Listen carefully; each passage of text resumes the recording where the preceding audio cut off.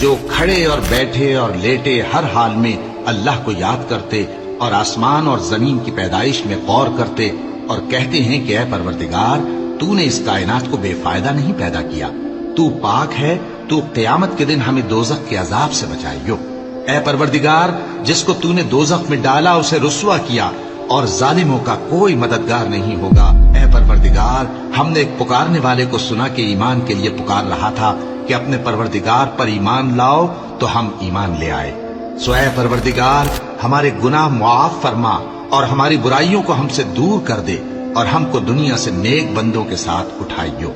اے پروردگار تو نے جن جن چیزوں کے ہم سے اپنے پیغمبروں کے واسطے سے وعدے کیے ہیں وہ ہمیں عطا فرما اور قیامت کے دن ہمیں رسوا نہ کیجیو۔ کچھ شک نہیں کہ تو خلاف وعدہ نہیں کرے گا۔ تو ان کے پروردگار نے ان کی دعا قبول کر لی اور فرمایا کہ میں کسی عمل کرنے والے کے عمل کو مرد ہو یا عورت ضائع نہیں کرتا۔